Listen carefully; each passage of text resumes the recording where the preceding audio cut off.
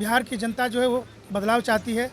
आखिर 25-30 सालों से बिहार की जनता जो है कि जिस सरकार को चुन रही है वो मुख्यमंत्री बन रहे हैं और वो कहाँ तक जनता के हित की रक्षा कर पा रहे हैं, इन तमाम बातों को लेकर आज हम चर्चा करेंगे। सबसे पहले शुभ नाम आपका सर?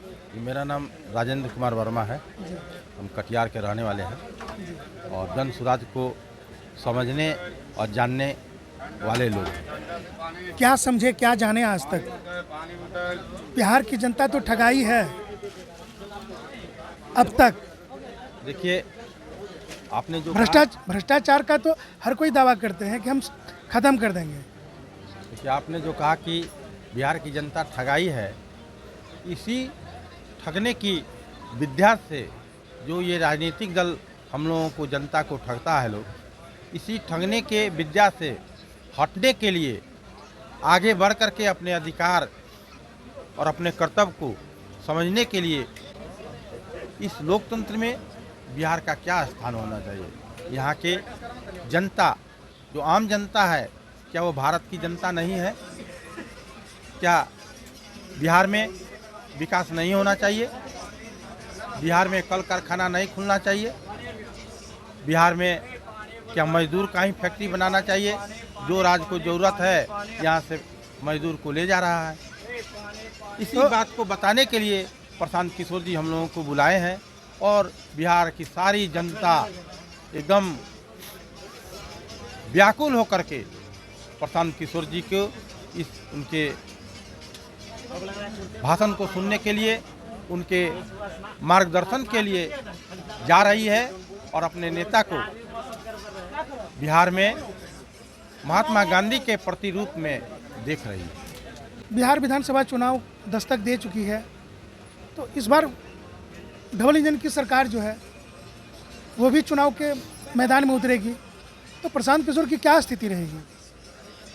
अब ठगने का जो विद्या जो है और राजनीतिक दल जो शासन करते आया है, विकास तो करना नहीं है, केवल बिहार के लोगों को ठगना है।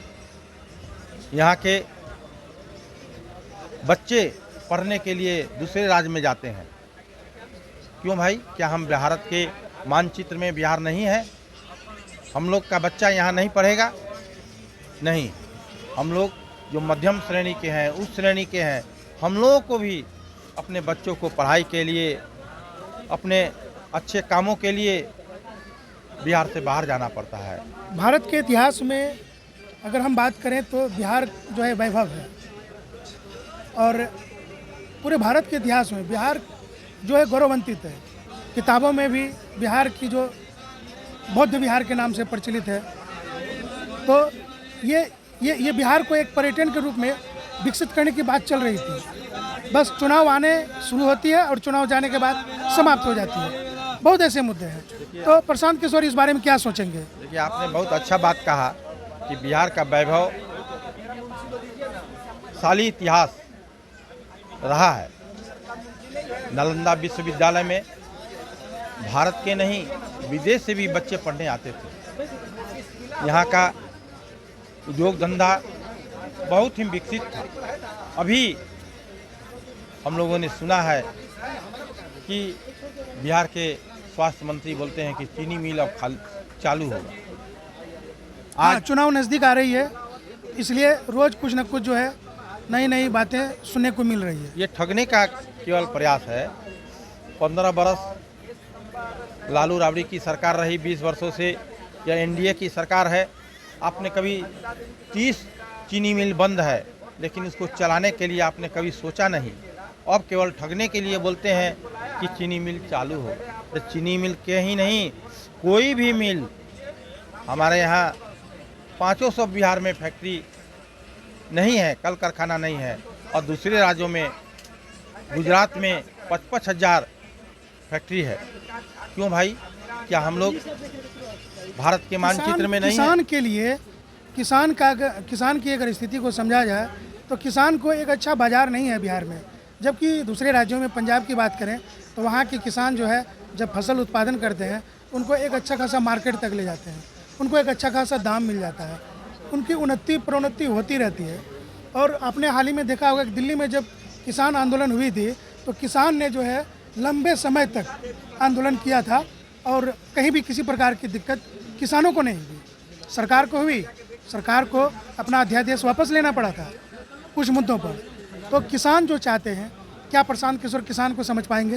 देखिए, यही बात जो आपने कहा कि ये सरकार, केंद्र की सरकार हो चाहे हमारे बिहार राज्य की सरकार हो, किसानों के प्रति या जन हित के प्रति इन लोगों का कोई वास्ता नहीं है।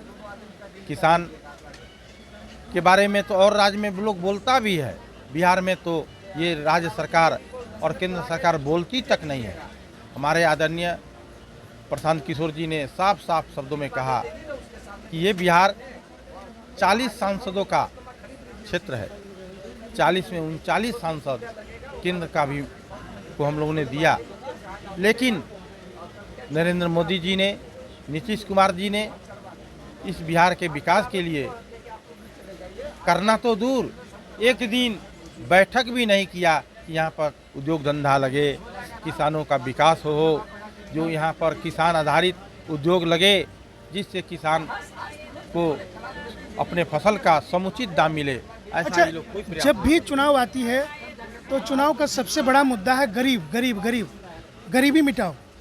लेकिन जब चुनाव समाप्त हो जाती है, सरकार बन जाती है, तो वो अमीरों का साथ देने लगती है। इसमें आपकी क्या राय है?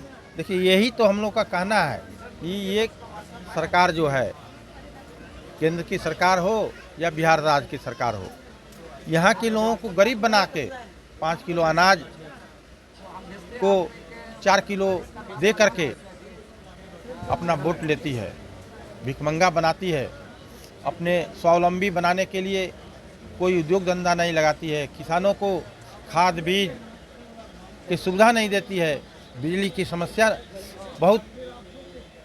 बिजली की समस्या तो पूछिए ही नहीं।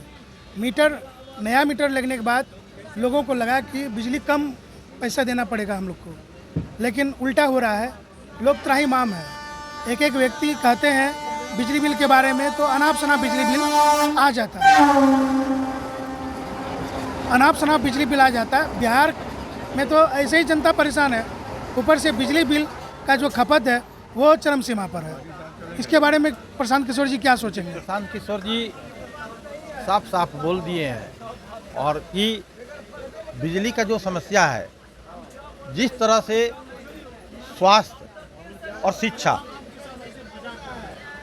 निःशुल्क है, निःशुल्क रहना चाहिए, उसी तरह ये बिजली की भी जो आपूर्ति है ये सरकार की ओर से होना चाहिए। स्वास्थ्य, शिक्षा और रोशनी, बिजली की समस्या ये आम जन का, ये लोकतंत्र का, लोकहित की समस्या है, ये निःशुल्क होना चाहिए। बदलाव रैली में क्या कुछ होने वाला है, उन तमाम बातों को लेकर आज हम सवालों के घेरे में जो है कि सवाल पर सवाल किए हैं, जिनका बहुत ही सरलता से जवाब आया है। तब तक के लिए फिर जितेंद्र को दीजिए इजाज़त। बने रहे हमारे साथ, देखते रहे हमारी खास रिपोर्ट। दर्शकों को एक बार पुनः परिचय। जी, मेरा नाम राजेंद्र कुमार वर्मा है, हम कटिहार से हैं और जन सुराज के प्रति आस्था और विश्वास रखते हैं कि जन सुराज के ही द्वारा बिहार में विकास होगा। हम जनता को अधिकार और कर्तव्य का बोध होगा और हम लोग करेंगे। अपना पद बता दीजिए। जी, मैं जन सुराज का एक साधारण कार्यकर्ता हूँ और उसके प्रति आस्था विश्वास रखता हूँ।